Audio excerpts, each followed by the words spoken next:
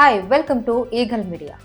ఏపీలో గతంలో అధికారంలో ఉన్న వైసీపీ హయాంలో తీసుకున్న నిర్ణయాలలో చాలా వాటిని ఇప్పుడు అధికారంలోకి వచ్చిన నారా చంద్రబాబు నాయుడు నేతృత్వంలోని తెలుగుదేశం, జనసేన, బీజేపీ కూటమి ప్రభుత్వం మార్చేస్తోంది.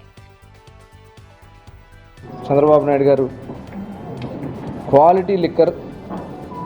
క్వాలిటీగా ఉండే లిక్కర్ని అందించాలి ప్రజలకి అందుబాటులో. ఎందుకంటే తప్పదు, ఇవాళ నడపాల్సినటువంటి అవసరం ఉంది.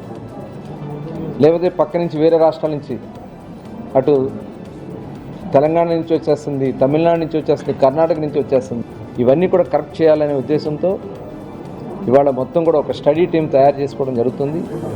ఆల్రెడీ 6 రాష్ట్రాలకు వెళ్ళి ఎక్కడైతే గవర్నమెంట్ నడుపుతున్నటువంటి షాప్స్ ఏ రాష్ట్రాల్లో ఉన్నాయి, ప్రైవేట్గా నడుపుతున్నటువంటి షాపులు ఏ రాష్ట్రాల్లో ఉన్నాయి, అవన్నీ కూడా స్టడీ చేసి రావడాలని చెప్పి ఒక కమిటీని పంపించడం జరిగింది. అక్టోబర్ 1 నుంచి, ఎందుకంటే వాళ్ళ పీరియడ్ అయిపోతుంది, సెప్టెంబర్ ఎండింగ్ కల్లా పాత పాలసీ అయిపోతుంది కాబట్టి అక్టోబర్ 1 నుంచి ఒక మంచి బెస్ట్ పాలసీ, ప్రజల ఆరోగ్యాన్ని హాని కలిగించే కాకుండా ఇవాళ అందుకనే 5 స్టెప్ దాని మీద క్వాలిటీ చెకప్స్ ఉంటాయి. ల్యాబ్లో దీని మీద చెకప్స్ కూడా పెట్టడం జరిగింది. గత ప్రభుత్వ విధానాలను రద్దు చేస్తూ వాటి స్థానంలో కొత్తవి తీసుకొస్తుంది. ఈ నేపథ్యంలోనే తాజాగా మరో కీలక నిర్ణయం తీసుకుంది. వైఎస్ జగన్ హయాంలో ప్రభుత్వ ఆధ్వర్యంలో నడిచిన మద్యం షాపులను రద్దు చేస్తూ ముఖ్యమంత్రి నారా చంద్రబాబు నాయుడు సంచలన నిర్ణయం తీసుకున్నారు.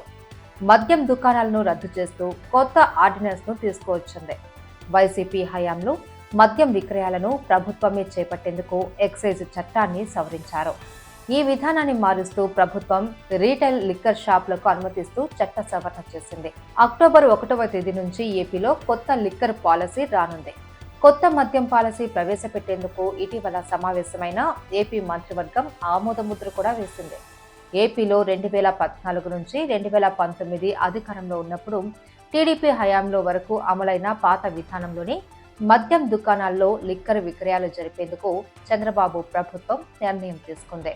ఇందులో భాగంగానే ప్రభుత్వ ఆధ్వర్యంలో కాకుండా మద్యం రీటైల్ వ్యాపారం మొత్తం ప్రైవేటు వారికే అప్పగించనున్నారు.